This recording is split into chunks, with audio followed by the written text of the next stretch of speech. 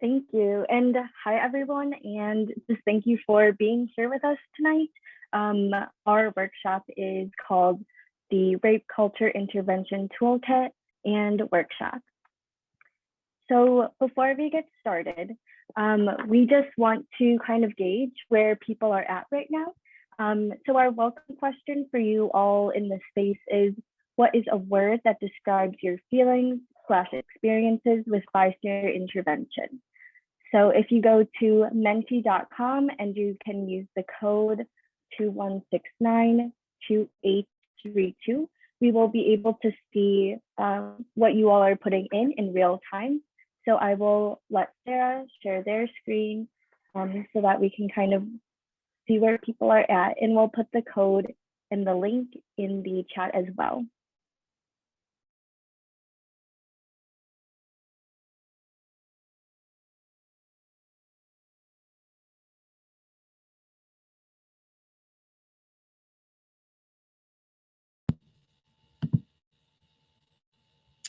Okay, hopefully you can all see this.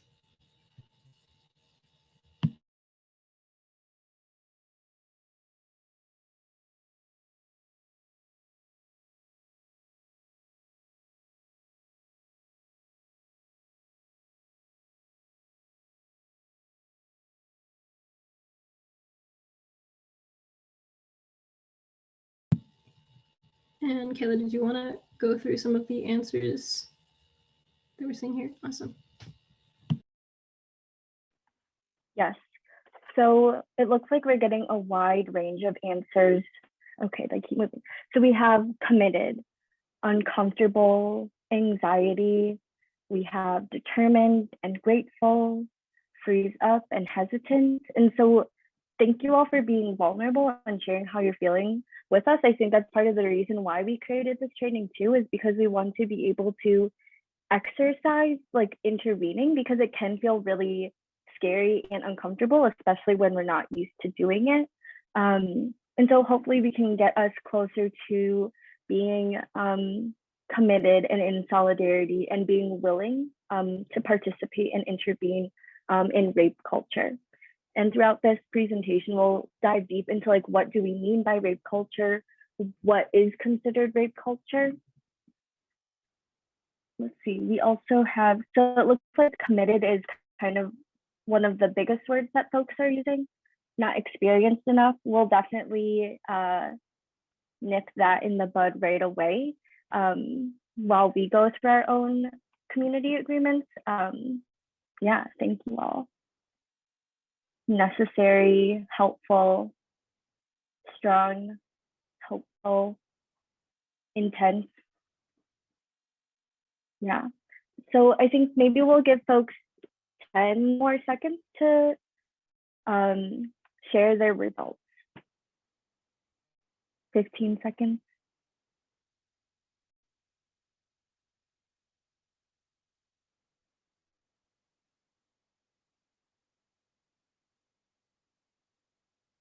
Okay, I'm going to share my screen again.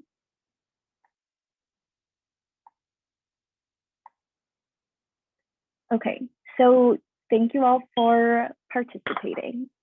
Next, we're going to go into our agenda. So we've linked the curriculum and we'll link it again one more time here.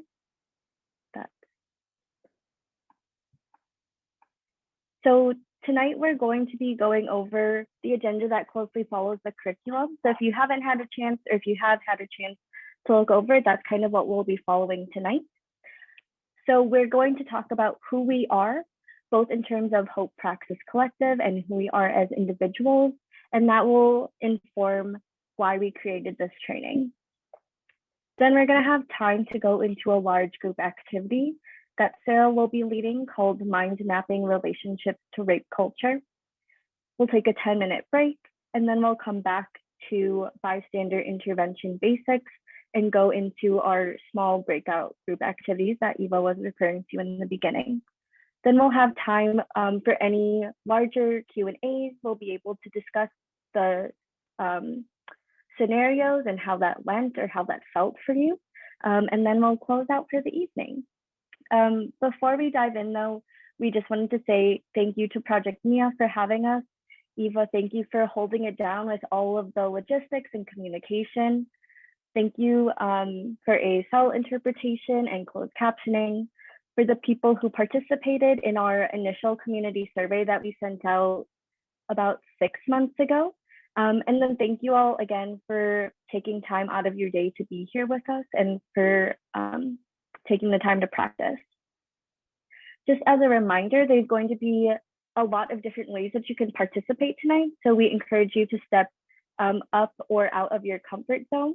So like you all just experienced, we use Mentimeter. We'll also be using Google Jamboard.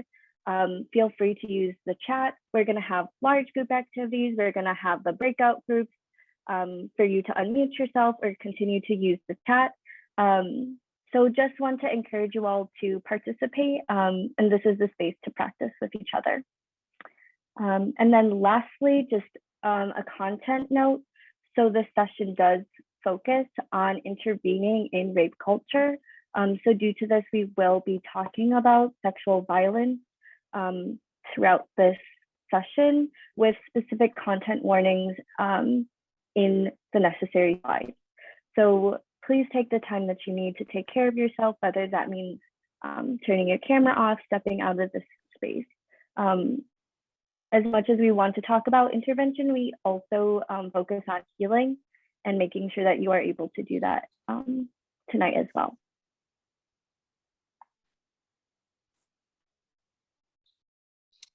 Okay, hi everyone. So we are the Hope Praxis Collective. We're a Milwaukee-based capacity building collective, organizing to provide support, practice, skill, share, and imagine new possibilities through abolitionist and transformative justice frameworks. In honor of those who have been doing abolitionist work for decades, our name, Hope's Praxis Collective, is direct homage to Just Practice Collective, as well as Miriam Kaba, who have taught us that hope is a discipline and practice in a form of collective care.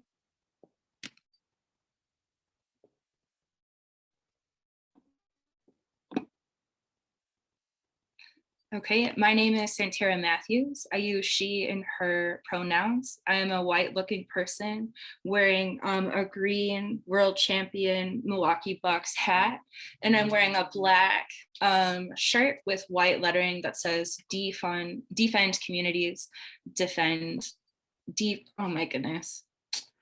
communities, defund the police. I'm an organizer and educator born and raised in Milwaukee. And yeah, passing it on to Kayla. Hi everyone, my name is Kayla Kuo. I use she, her pronouns.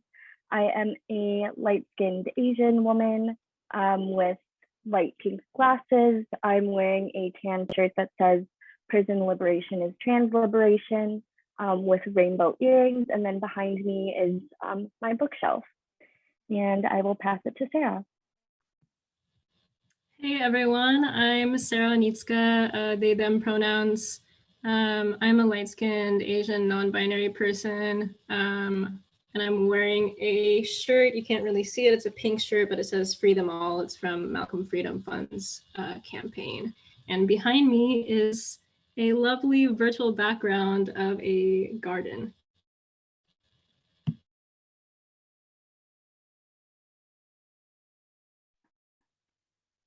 Okay, so we really want to provide some context of this curriculum and again. So to quote Bell Hooks, we live in an imperialist, white supremacist, capitalist patriarchy. We know that the US is systemic and everyday violence of Black, Indigenous, and people of color, and we continue to experience pain and violence due to this.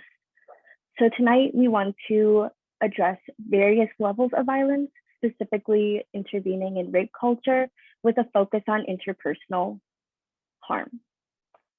So this curriculum, as we have mentioned before, is a way for us to learn about the importance of harm reduction through bystander intervention and accountability through a prison abolitionist and transformative justice lens.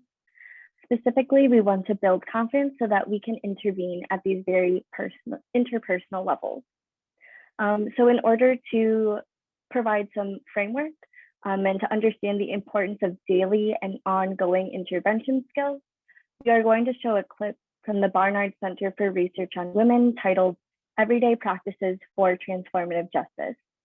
So in this clip, you'll see Mia Mingus talking. She is part of the Bay Area Transformative Justice Collective, and she's going to talk about the importance of harm reduction and addressing harm at lower levels before they continue to escalate or continue until they reach a crisis. So I'm going to play that video now, and if you cannot hear it, please let me know and I'll adjust the sound. One thing to remember about transformative justice that's really important is that communities have been solving problems without the state for generations. The idea of transformative justice can get really overwhelming. And so thinking about it as an everyday practice is a really useful way to move from theory into like the ways in which we're all doing this all the time.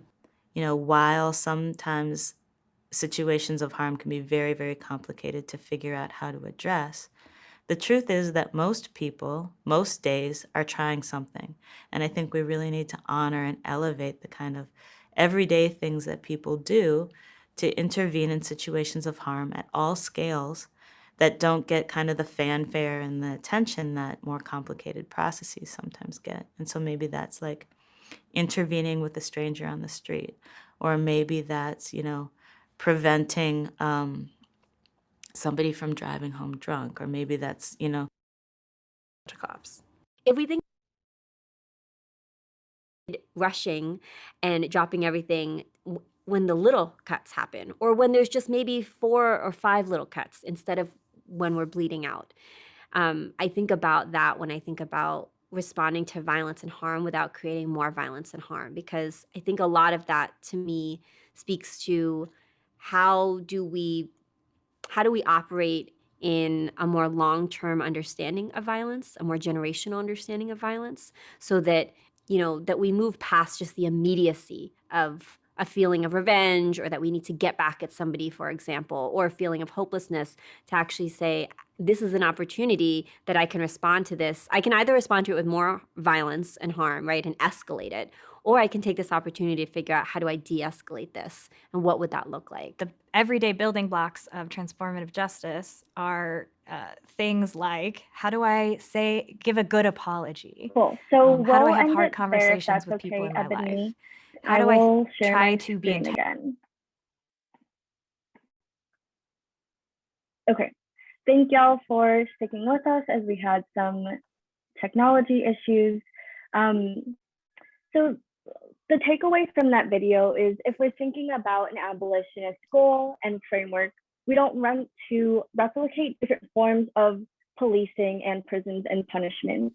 And so as Mia says, like, the way that we have to figure this out is to be able to turn towards each other and hold each other in generative conflict, and understand how we can hold ourselves accountable. And so this curriculum is also a way for us to heal both ourselves and figure out how to heal our community in terms of being able to intervene. So before we kind of dive deep into the curriculum, we just want to take a moment to talk about a disclaimer and our workshop goals. So this training is for sharing tips and building on each other's collective knowledge. We are all trying to think about how we can undo the conditioning that allows and perpetuates sexual violence to occur. Second, we are here to practice scenarios to build confidence for intervening as a third party, whether that's with friends, with your family, at a workplace, or with people you don't know, with strangers. And lastly, we are here because we want to build our toolbox of resources in order to reduce harm in the moment. This training is not for acting like any of us are experts. We don't have all of the answers because there's not one answer. So for the folks who put in the Mentimeter, like, you don't feel like you're experienced enough, or you're hesitant, or you feel like you don't have the skills, like, we are all kind of here together to practice. We all have different experiences and knowledge that challenge rape culture. And so here in the space, we also want to be able to Skillshare and learn from you all ways that you have intervened. And then this training is not for providing a one-step model to address harm and intervene in rape culture. There are many different variables that change how and when we intervene, and we'll talk more about this in our breakout groups. But really, we're just here to provide skill sharing so that we can feel more confident. And then on top of all of the community agreements that Project Mia has set for us tonight, we also just want to set our own expectations for how everyone will participate with us tonight. So this curriculum centers healing. We support survivor determination, and there is no quote unquote perfect victim survivor. We also want to uplift the following agreements by AORTA, the Anti-Oppression Resource and Training Alliance. So one person, one mic, one person speaks at a time, and we'll stack all of the chat comments, and Santara will explain what stacking is. No one knows everything. Together, we know a lot. So we're gonna practice being humble and look for what we have to learn from each person in the room. Move up, move up. This means move up into speaking if you tend to listen more, and move up into listening if you tend to speak more. And of course, this means different ways of participation as well. We can't be articulate all the time. So we're here to practice. We're not here to be perfect. Be aware of time, embrace curiosity, and acknowledge the difference between intent and impact.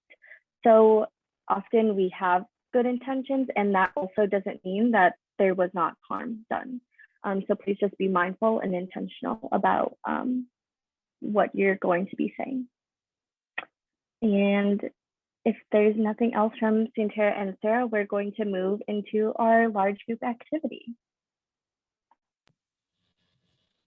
Great. Thank you so much, Kayla and Santara, for starting us off with this presentation.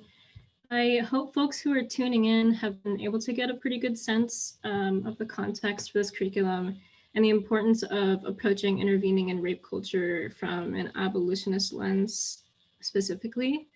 So along those lines, our first activity with you today is also the introductory activity in our toolkit called Mind Mapping Relationships to Rape Culture. We want to go through this activity with you, and if anybody has read through the toolkit, you'll notice that what we're presenting here is a modified version to fit our particular needs for this event. And so we definitely encourage you, anybody who's adapting this toolkit, to feel free to do the same where need be for your circumstances. So I'll go ahead and go to the next slide. Oh, go to, yeah, the next, yeah.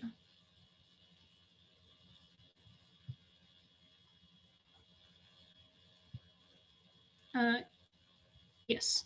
So yeah, so rape culture is complex and is upheld through many layers in our society.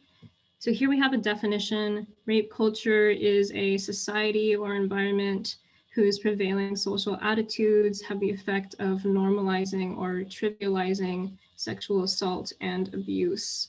So in this exercise, we're gonna start to conceptualize said layers of rape culture. Next slide. Yeah, so here's some guiding questions for this activity. In a second, we'll drop a link to a Jamboard in the chat. Could we actually do that now? Awesome. And then, yeah, if we wanted to switch over to the Jamboard, thank you so much.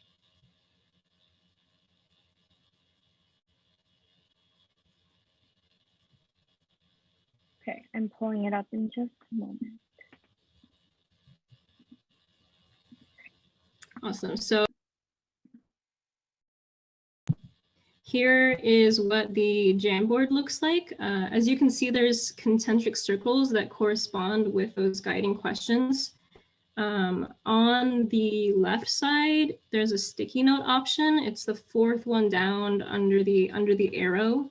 So what we can do for the next couple of minutes is to put sticky notes around the area that corresponds, and then add any other notes or notes that don't fit on the side. You can also change the color of the sticky note to indicate what part of the circle it fits best in, if it's not, you know, fitting in the small space that is provided. And if we could drop the guiding questions again back in the chat,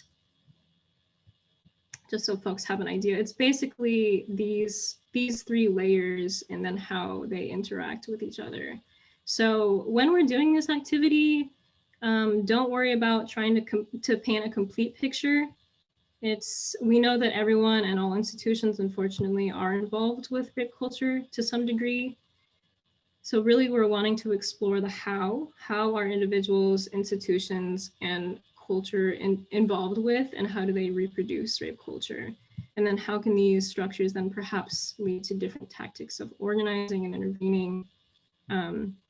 Yeah, so there's really no right or wrong. I'll give folks a couple minutes now to start filling in the circles, but write it down even if it seems small, or especially if it seems small. You know, let's make space for those smaller harms and recognize that they matter too. Yeah, so let's see what folks are putting in.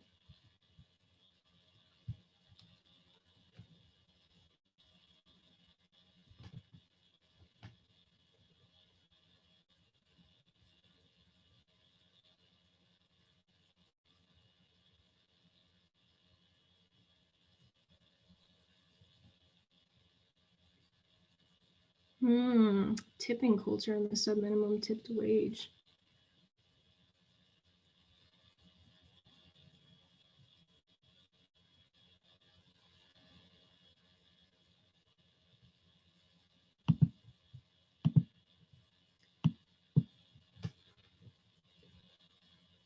Patriarchy, patriarchal family systems, popular music and culture with rapey lyrics, yeah, police, nepotism.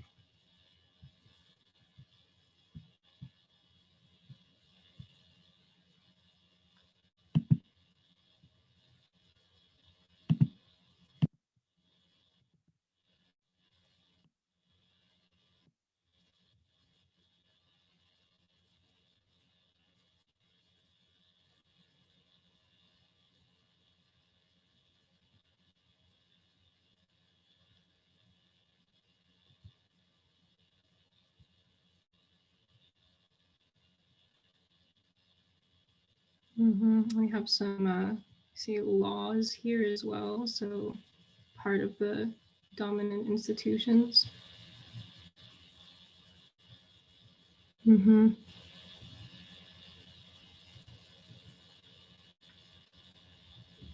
Congress.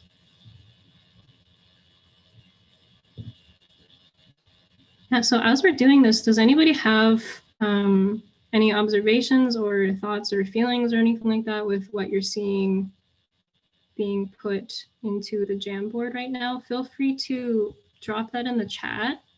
And you can also totally unmute and share your thoughts as well. We ask you to put the word stack in the chat so that we can keep track of who's speaking and just kind of streamline it a little bit more that way if you would like to verbally share.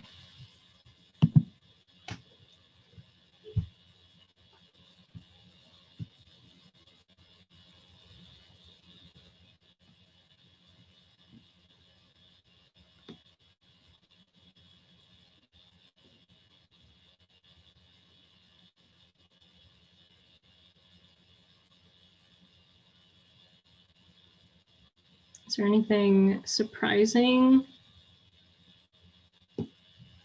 Something that maybe you or somebody else might not think is immediately or inherently part of rape culture?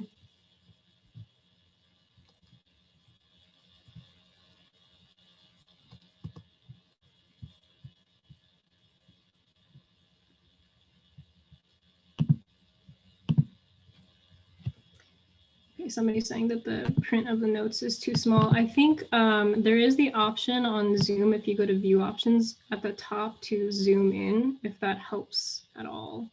Oh, there we go. That's also great too. Thank you. Somebody in the chat said Midwest nice is new to me, and I also think it really, I think really insightful.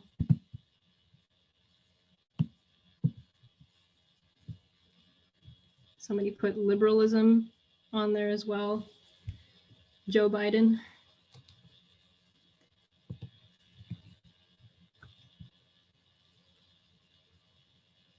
Yeah, we'll give a little bit more space for folks to share in the chat or to stack in the chat as well. I just wanted to say that, you know, there are a lot of rape culture diagrams out there that highlight some of the smaller harms that contribute to rape culture. But generally, you know, in our society, these smaller harms are often brushed aside. And so we're really trying to build a world where there's healing and accountability around that as well, to not feel shame around the smaller harms or to feel as if they're not big enough of a deal to bring forward. Also, I think I saw this as one of the sticky notes as well. The abolition of the prison industrial complex is crucial to bring justice to survivors and to build a world free of rape culture.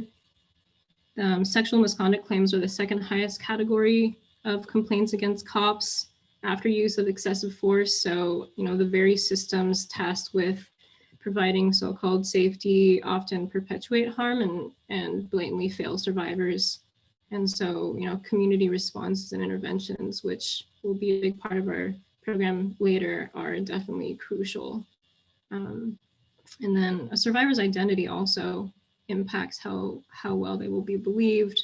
You know, victim blaming is a big thing in our society. And depending on your identity, you know, it changes the assumed innocence in the eyes of the system when people disclose their experiences.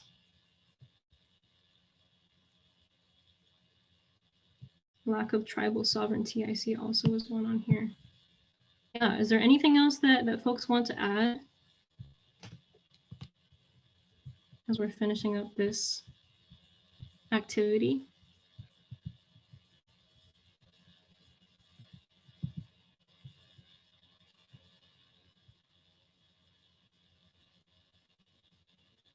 I see the Midwest nice and avoiding direct communication or perhaps avoiding conflict as well.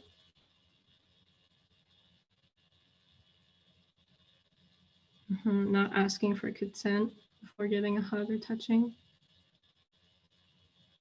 Compulsory heterosexuality.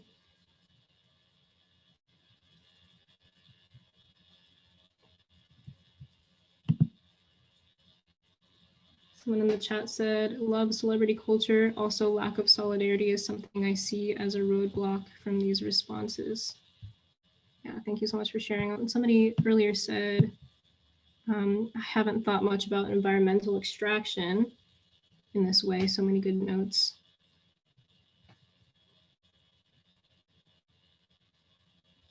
Awesome.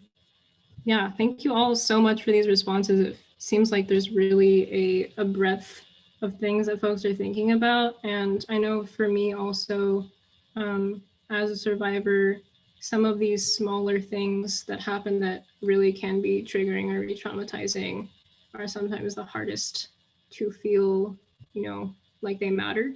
So thank you all so much for sharing them, some bigger and smaller harms in this activity.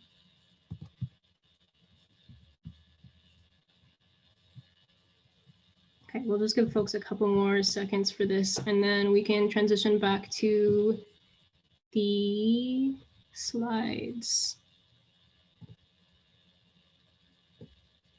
Okay, I'm going to transition us to the slides.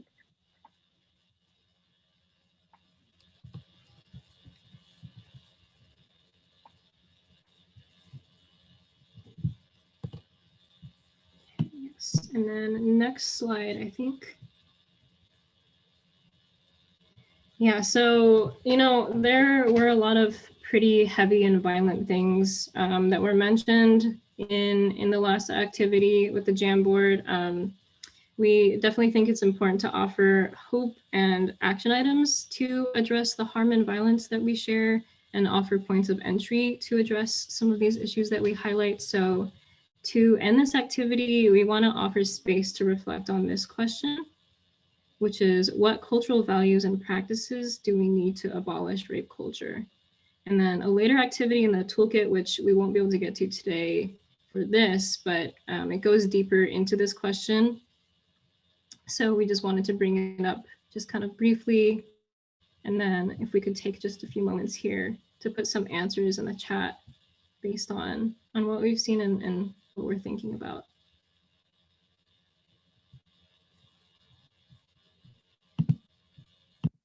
I'm seeing empathy, love, and solidarity.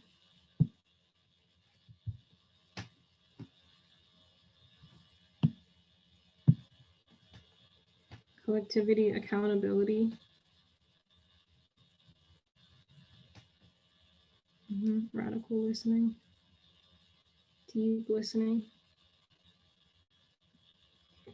Meaningful accountability processes, recognizing inherent value of all people. Yeah.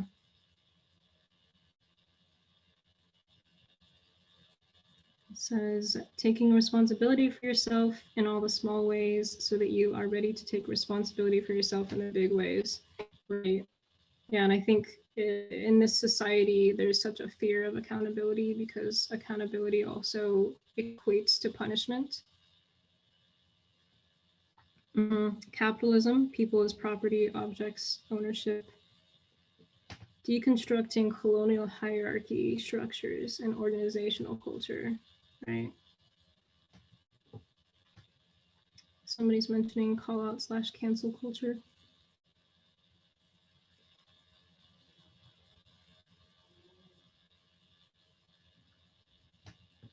Increased awareness. Yeah, and I think, with call out and cancel culture too, it's important to distinguish between disposability and, call outs that might actually be necessary in times when people have been silenced.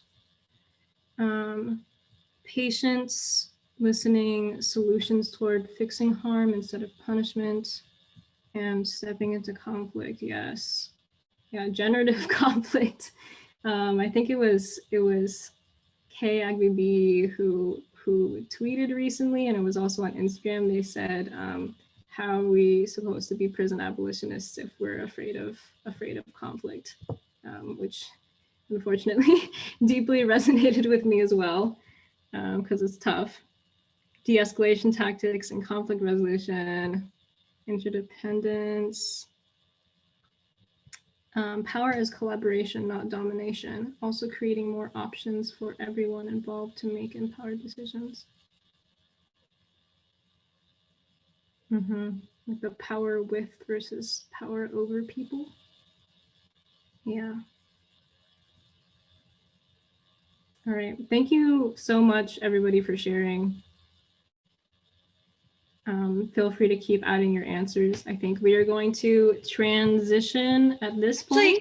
Could I just say one more thing? Yes. Yeah, just thank you to everybody that is providing all of the feedback and things. I just wanted to add a point too, that we definitely don't want to portray the idea that we're going to abolish rape culture by changing our interpersonal actions. These were just ways that we could reflect on how we can do that. I think other major institutions need to crumble and be reorganized in order to abolish rape culture. We need an end to prisons. Prisons themselves are serial rapists, as Dean Spade and many others have said.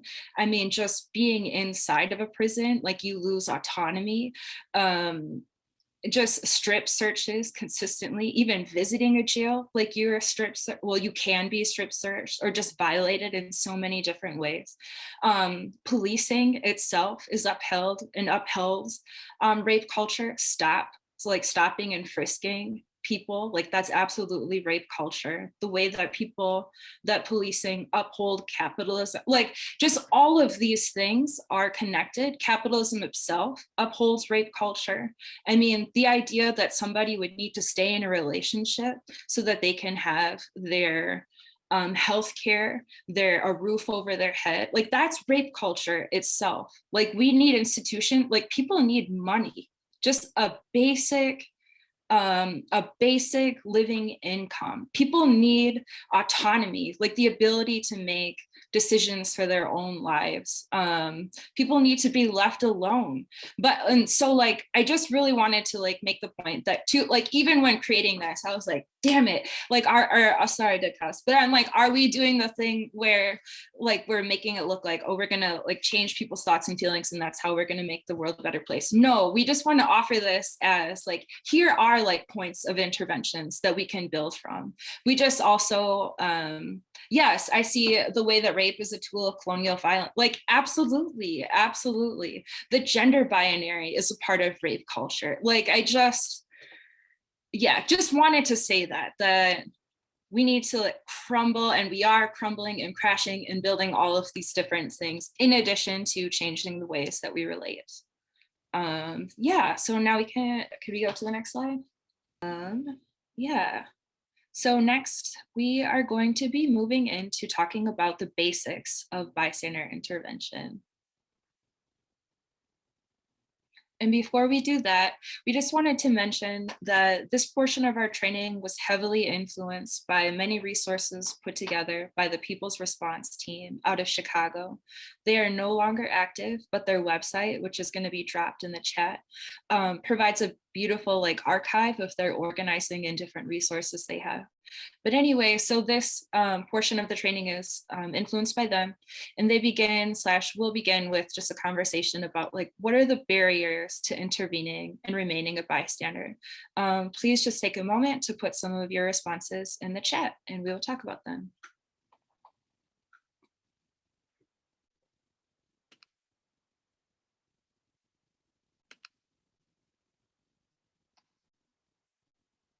I'm seeing fear of retaliation, barriers, fear of violence from surrounding bystanders, fear of system responses, fear for safety, fear you'll make it worse, desensitization, sorry about that, fear of how it will change relationships. Let's give folks a few more seconds. Not knowing the person's wishes where you are intervening on their behalf of, fear of the law, toxic immobility, fear of losing financial freedom if you're a bystander at work,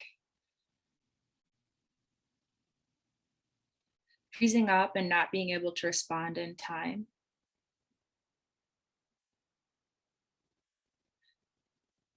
so yeah, what we're seeing is a lot of times in this training and what we've seen in others is that people either want to make the situation worse. They're scared for safety, which is very real. And maybe just are looking for practice, just don't really know what to do, what that would be like to intervene. And so that's what we're hoping this portion of the training can be, just practicing up, like building up our bystander intervention skills, just like a muscle that we're just continuing to build up. Different stories about what happened, freezing up, not being able to respond in time. I just wanted to make a note too, as we were developing this training, we actually had one specific meeting where we talked about back to fear of losing financial freedom. We were going to create an activity called Mapping Coercive Spaces, where we talked about what power we actually had within those spaces, so that we could look at, like, we didn't create it, so sorry to bring it up, but we just talked about, like, in situations where at work, when you want to intervene or you're witnessing harm and violence, like when your power is so small and so much is at stake, it can just feel like so horrible to not intervene. But like, that's not our fault. That's part of like a whole broader system of capitalism, all of the different isms like holding us into place. yeah, does anybody want to mention anything about that portion from Hope Praxis? I think our biggest thing is like, we don't want people to feel guilty. If you're not doing something, like it's not about creating guilt. Like sometimes you just don't have power and it is unsafe, and that's real. I was just going to mention absolutely what you were saying, Santara, is that I think one of the reasons why we wanted to create this curriculum too is because we wanted to make it explicitly from, you know, an abolitionist, anti-capitalist, anti-imperialist, and colonialist lens, because so much of what is out there is very liberal and individualized and puts essentially all of the onus on the people who are around, and just in recognizing that that is just not at all, you know, how it, like how the system works. So yeah, that shame and that guilt that we feel for not intervening plays into that, unfortunately, into that system as well. So thank you for mentioning that, Santara. Yeah, and I'll just quickly add, like, back to like loss of financial freedom, or threat of like being financially unstable, like especially when you want to speak up at work, like knowing that at most times HR that's in place is not necessarily to provide you, the employee, with like skills or like making the workplace feel safer, but really like trying to protect the organization. And so like just going off of what someone had said in the chat too about like how can we heal and what do we need, like deconstructing hierarchies, especially in workplaces and even in nonprofits. So I guess like especially in nonprofits too, if we're thinking about like what does it mean to be free and to be safe, and thinking about like how can we be in collaboration with each other, not as competition or not power over.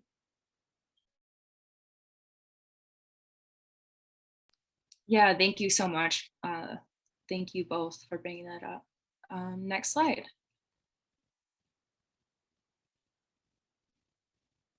Okay, so there are 4 Ds to bystander intervention that are widely talked about. They are direct, distract, delegate, and delay. With the direct strategy in intervening, you're directly engaging either with the person who caused harm or the person who is being targeted. When you're distracting the person who is causing harm, trying to just get that person to stop in the moment.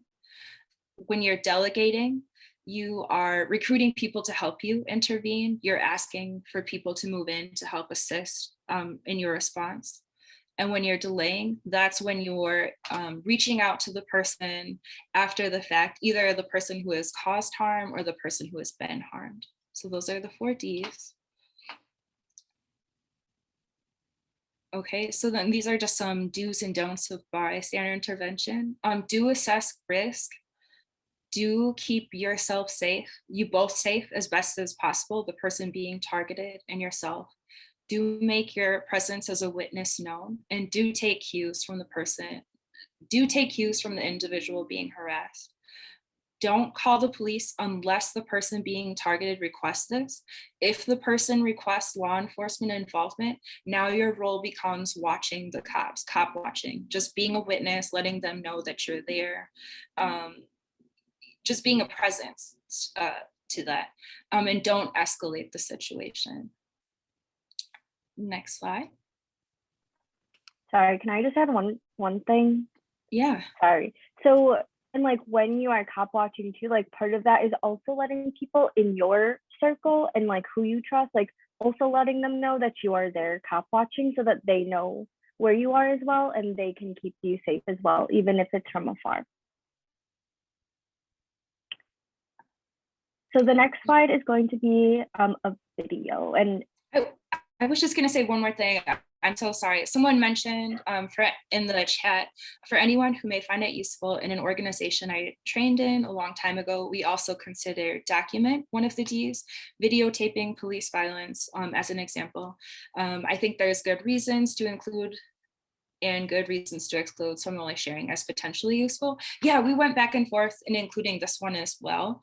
And I think the more I thought about it too, part of documenting in bystander intervention for rape culture can help keeping a log for somebody who is being harmed and harassed on a pretty consistent basis, just in a notebook or something, just writing down like, hey, like I noticed on this day you had this altercation, or not altercation, but this harm happened in this one, just so that it can be helpful. Yeah, and specifically in domestic violence situations, that can be really useful. Okay, go ahead, Kayla. I was just gonna say, Ebony is going to play the video. So thank you, and it should be time stamped to start at 18 seconds. So I'm gonna stop screen sharing so that Ebony can share their screen.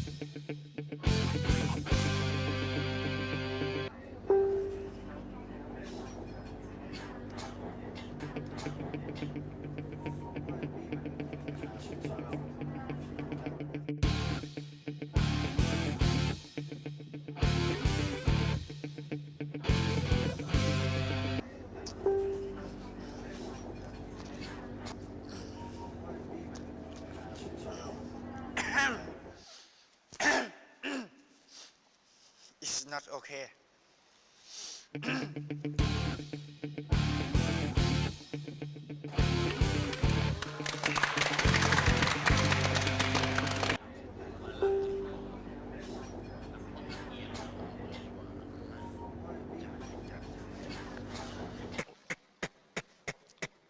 No, no, no, stop, no.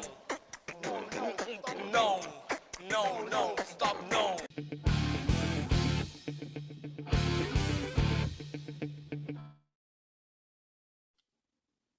Thank you for sharing that.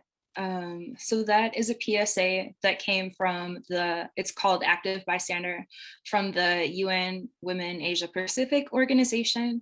We just wanted to note that it uses a little bit of humor.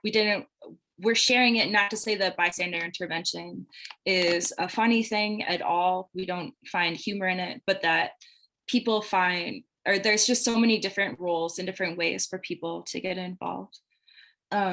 So if people would like to, please share, like, what kind of strategies did you see from this video that you noticed? Like, how did you see the different 4Ds, or what strategies did you notice? Feel free to put those in the chat. Yeah, someone said distract. Absolutely.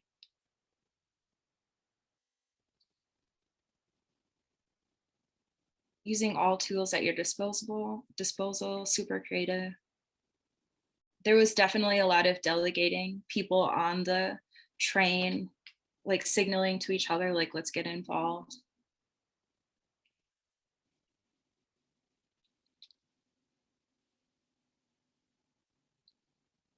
Let's give folks another second. Document, we saw that part.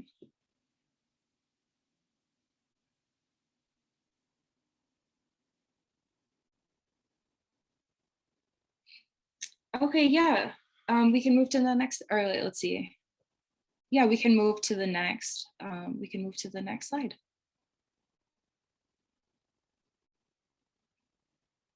Okay, now in this session, or this part of it, we are going to be moving into breakout groups.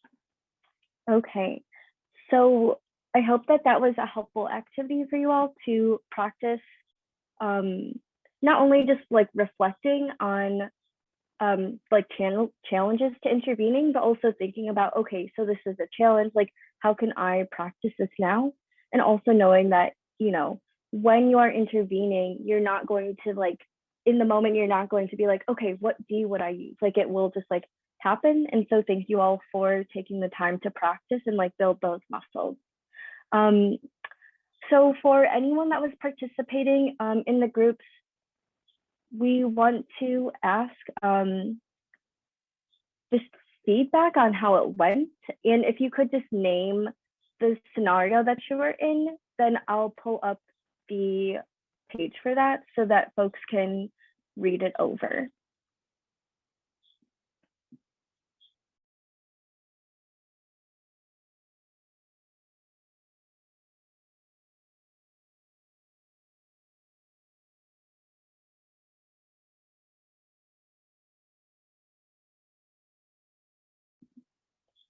And also, this is just a gentle reminder based on one of our community agreements, move up, move up.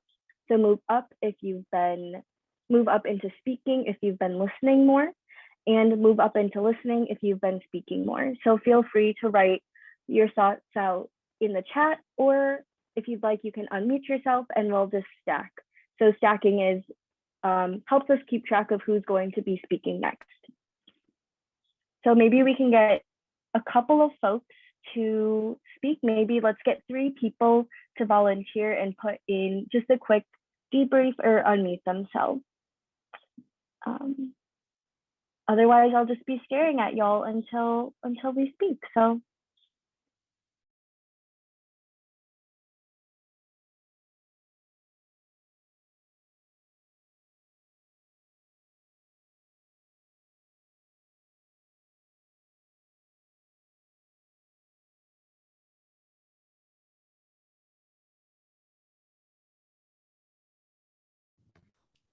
Hi, I can go. My name's Cassandra. I think I was 5. And so, yeah, that one. And so I think as we were talking in our group, I think the thought that I had would be that I would just like block the person and not really like address it. So like in thinking of this scenario, it really made me like, I really had to question like, well, is this something that I should address? Like, do I have to address it? Can I just let it go? And I think that was something that at the beginning when we were doing that circle thing where, you know, it was like even like little things that perpetuate like rape culture. And so I think that these are like the little things that I think sometimes when we think, oh, we have to be bystanders to these like big events or these like more like quote unquote serious like things, but like even this little thing, like I have some ability to like say something or like kind of disrupt at that point. So I think that it just made me really like sit with the fact that yeah, like there are things that I am able to do, even if my first instinct is like, oh well, I don't have to like this is so small, like I don't have to deal with it.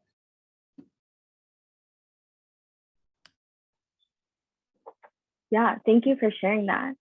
We also have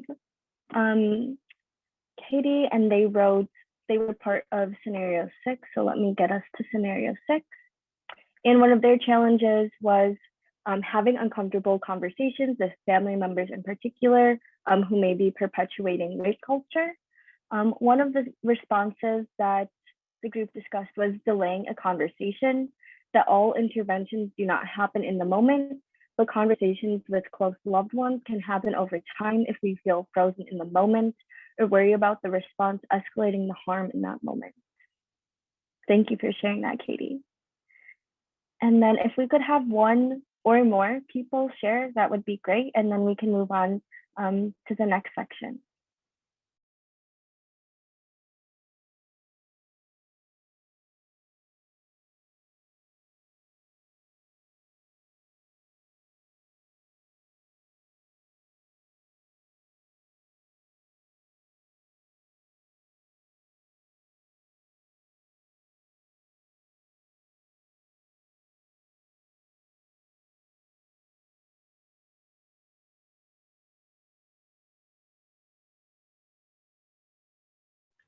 So I can go ahead. So I had scenario 5, and as I've been thinking about this more, and which 4D style I might use, it made me think a little bit more about kind of like my own like 4F trauma types, and based on my own experiences and nervous system, and how certain bystander interventions, like being direct or disengaging, or delaying, might be more compatible with my nervous system. And so there might be the possibility to leverage certain strategies based on our own nervous system. And so just something I've been thinking about, and in this kind of these complex scenarios. Great. Thank you all for sharing. I can share something from scenario 2 if nobody else from my group wants to share. Okay. And then, yes, for scenario 2, just content warning about transphobia.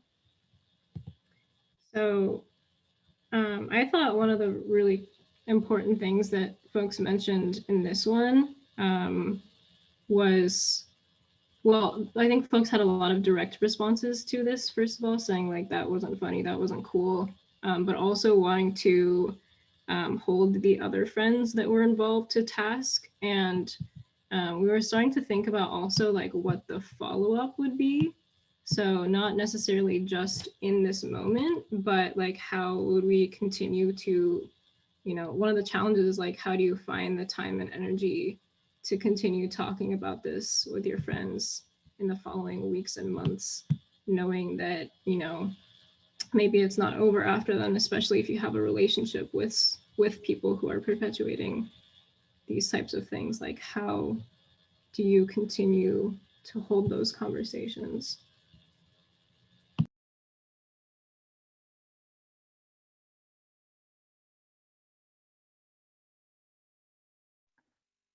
Thank you. Yeah, we didn't talk about it in my group, but I really like the idea of like, what does this mean long term, and how, especially with like our friends and people that we are in community with, like what does that mean to be in accountability with each other?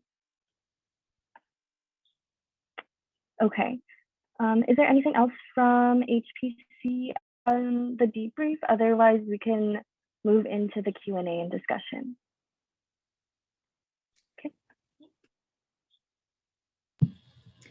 Cool, yeah. So I think we've got some time actually. If we want to have a Q&A and discussion, we have a few questions here in case, folks didn't have as many of their own that they wanted to share. But yeah, we're just kind of opening up this space, so feel free to unmute and speak or put it in the chat. If you want to unmute and speak, let's use the stack method. Thank you, Miriam, for modeling that. And yeah, go ahead. Yeah, thank you very much for the presentation and also for the toolkit. I came a little bit, like about 15 minutes in, and I'm wondering about whether you have already kind of gone through the actual toolkit that you made with folks, so that people who want to replicate this in their communities know how to walk through that. If you're willing to share a little bit more about like actually how to use the actual kit that you made.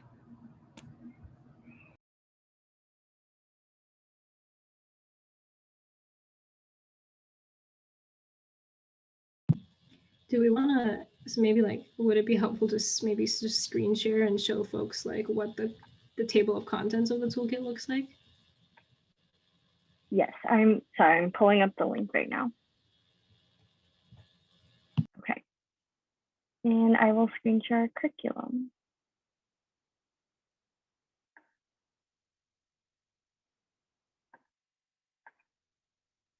Okay. Can you see the toolkit? Okay. Yes.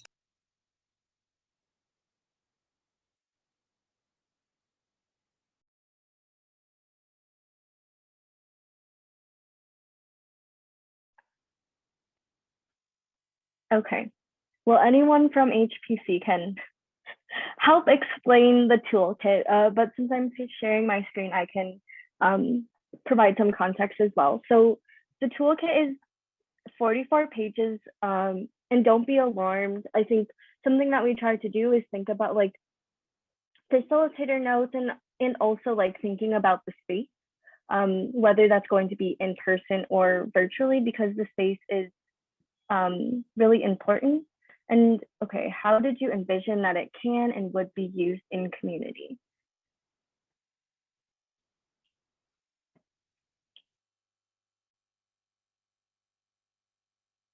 Sure, I can go ahead on that one. We were imagining that it could just be people gathering together in friend groups and talking, like working through how can we practice together, intervening in rape culture moments, how can we deepen our understanding of what that is.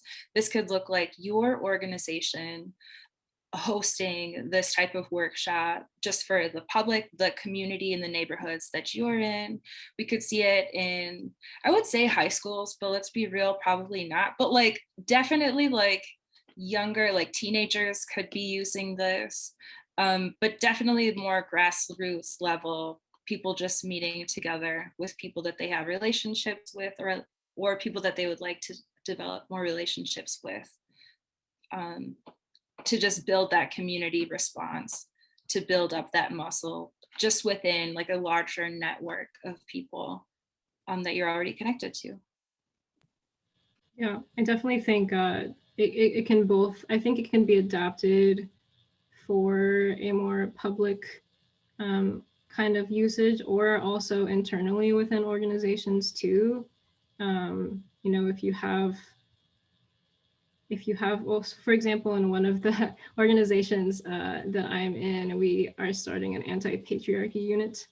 And so really trying to build up those structures around harm means not letting these small harms just kind of go unaccounted or unaddressed. And so I really think that, you know, even in spaces that we think are conscious of these things, you know, such as the places that we organize in, there's always little small harms that are happening. And so I think it can be really useful in that sort of a situation as well.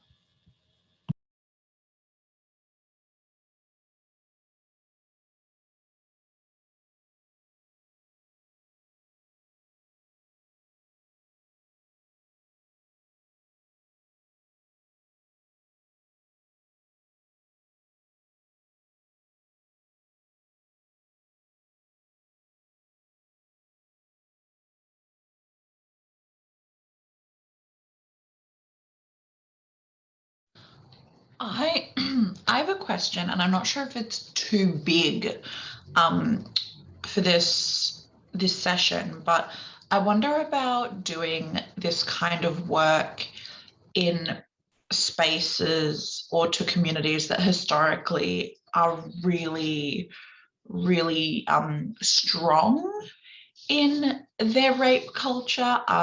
For example, God, what's the equivalent in America? What's the male equivalent of like a sorority? A fraternity? Yes. A fraternity, yeah. So I am about to go into work in a university addressing arguably the strongest pit of rape culture in Australia, one of the, I guess, fraternities of a university, to shift rape culture there. So how do we go into the belly of the snake, so to speak, and make that change from somewhere where it's intergenerational and so strong? Yeah, thank you so much for your question. I can answer that. So kind of when I was like first getting into college, I organized on my campus at the University of Wisconsin with an organization that provided trainings specifically to fraternities and sororities on rape culture. We were the purpose of, like, it was a whole program that was put on by the university where the whole goal was to address date rape. And so we would go into these fraternities and give workshops on what rape culture is, how to like be a bystander, how to, a lot of like the methods that were used within it is like, how can you support someone as they go to the police? I mean, that was kind of the angle, was just like, how can we help people report within these systems? But just anecdotally, what I noticed doing this at the university setting was going into fraternities. I had a lot easier time going into that, was getting more feedback from the frat side, where I would go into sororities and talk about victim blaming, supporting survivors. Again, this is just anecdotally, but there was so much pushback from that side. There was lots of victim blaming, lots of people saying like, I would never get into that situation. It was just hard. And one of the things that I learned that was really helpful from the person who coordinated this program is a lot of times people engage in victim blaming behavior because we want to feel like we have power, that we can help stop, that our individual choices will help make us safe. And just, we had to adapt the program and like the curriculum around that.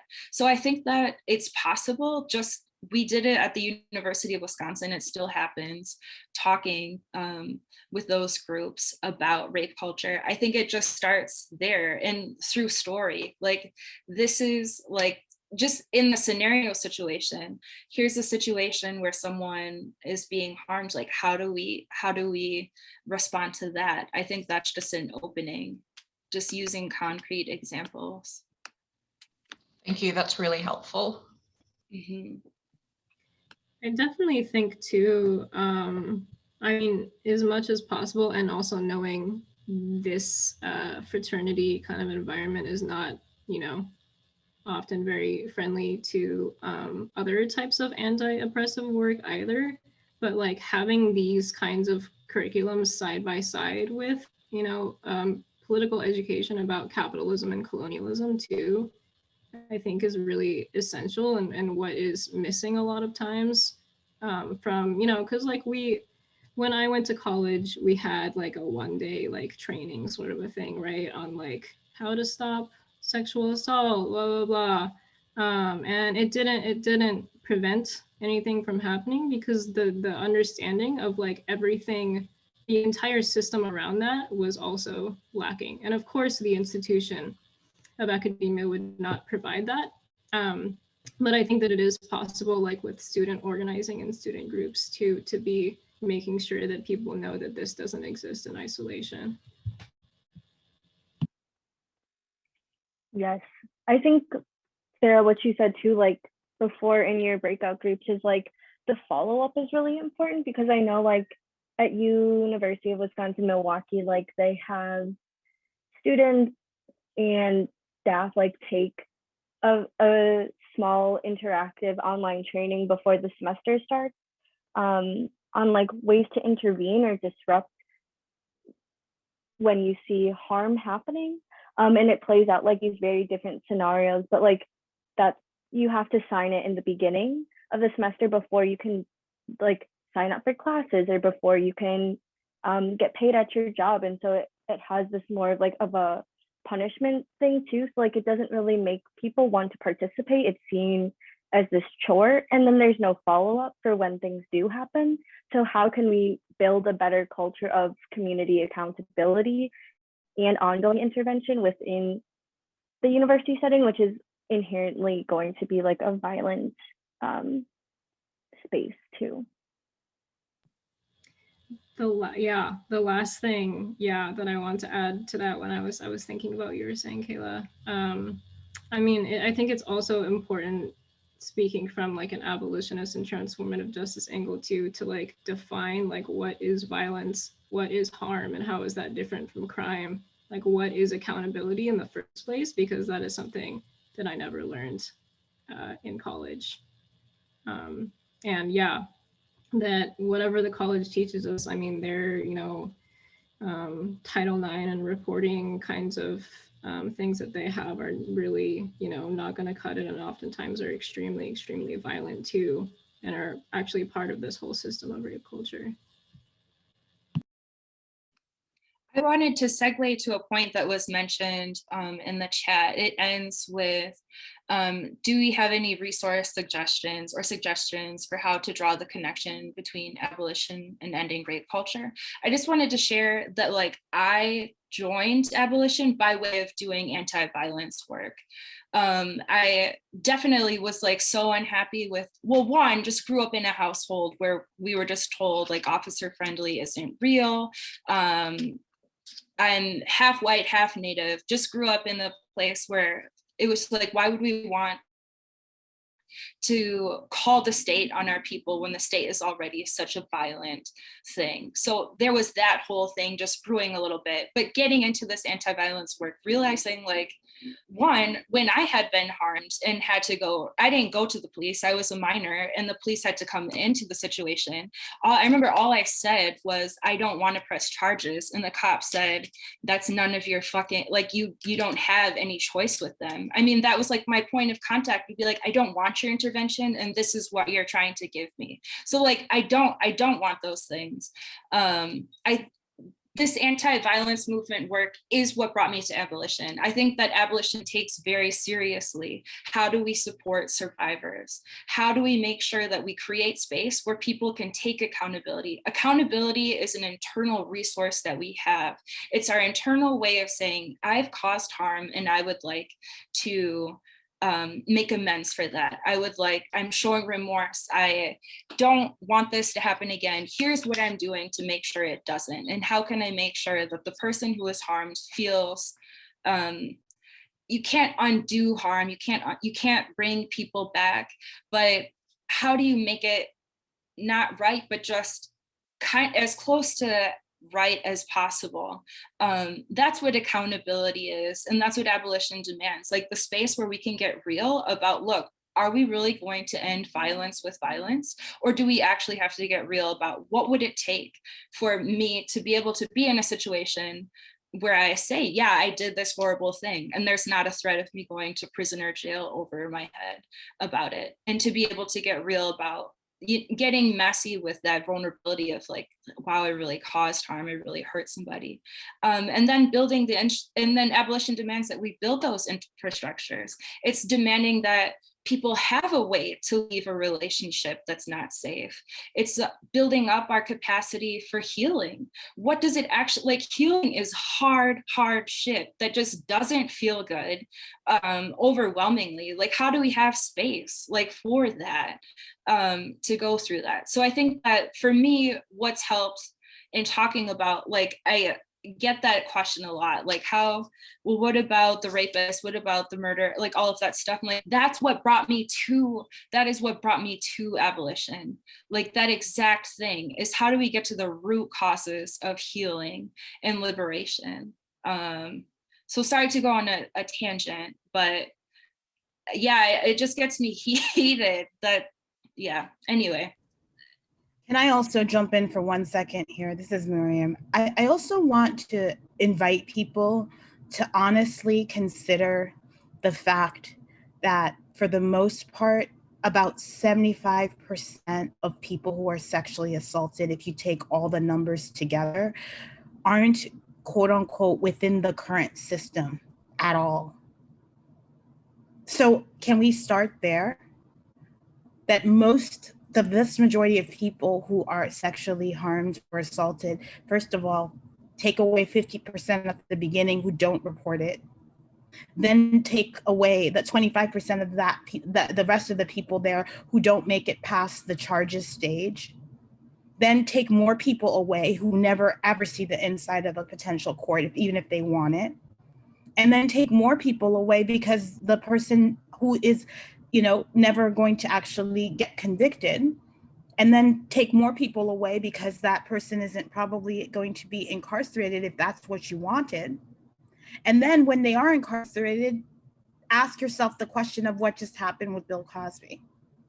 So meanwhile, every last resource and energy is focused on that system, which leaves out 75% of the people who were harmed. And what abolitionists say is, we'll work on the 75% of the people who are outside of the system already. So I never understand when people get very upset at abolitionists when things like Cosby happen. Abolitionists have provided the analysis of why issues like Cosby happen. And we aren't trying to fix a system which is working as designed. That is not our job. If you're a reformer who's trying to do that, all the power to you. But that's not our focus. Our focus is on when people are harmed, what do we have available for them to try to address those harms? When people have harmed, what do we try to build so that they can't do this over and over and over again?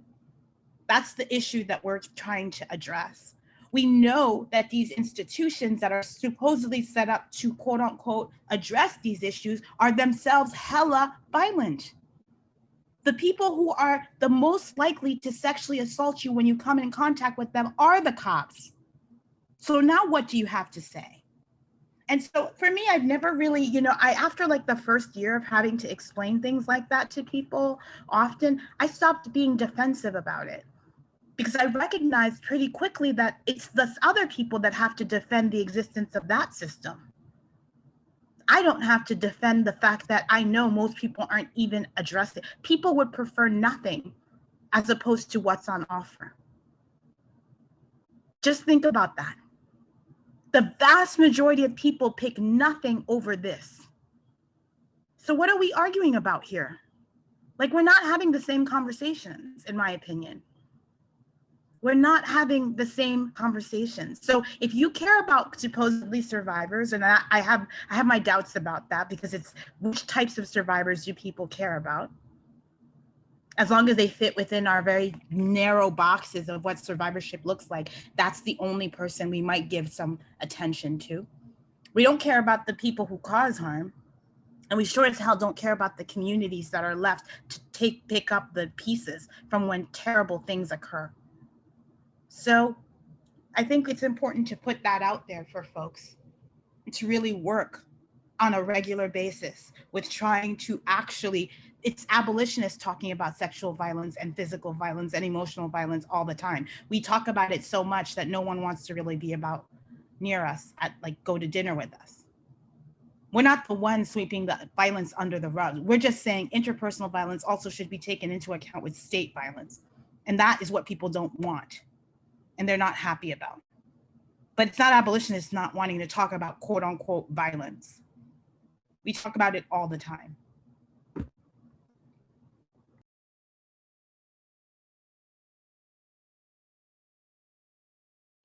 I think that's a perfect end note.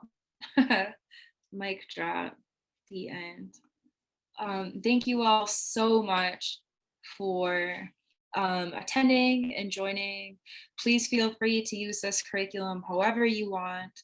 Kayla, do you want to explain what this part is?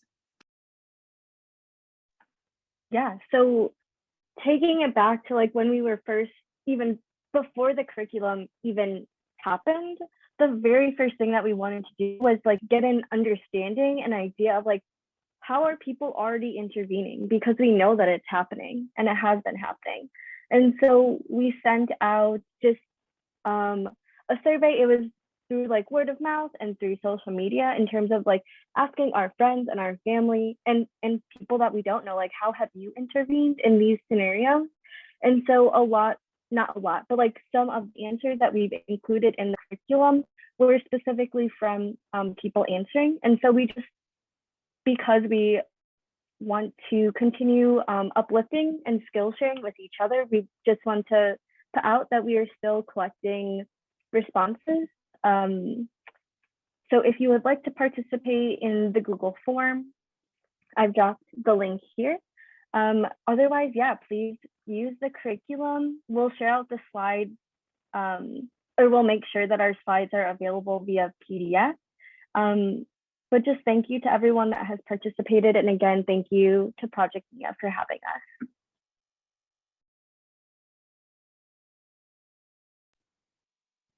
Thank you all so much for joining us. We appreciate you all, the Hope Praxis Collective, for your work, for the toolkit.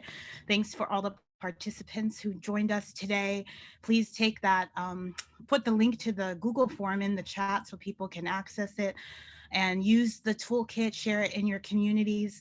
We want to thank all of the folks who supported today, our ASL interpreters, Erin and Glashonda, our wonderful live captioner nearby, the whole entire team who held down tech, Laura for the notes that are to come. We look forward to seeing you. Our next session is going to be on September 23rd. It will be facilitated by myself and Lara Brooks, and we will be bringing you our toolkit called Whose Security Is It? We were supposed to do that last year, but something happened with the COVID or something happened at the end of the year. But we will be facilitating that session September 23rd, 6:30. Whose Security Is It is a toolkit we made a few years ago to help basically youth serving organizations not be cops. That's the bottom line, how to work with youth serving nonprofits to not be cops. And it's also applicable to hospitals and social services spaces. So if you're part of one of those groups, you might be interested, and look out for the registration link, which will be in early September. We will post it on all socials, and we look forward to seeing you again. Thank you, everybody.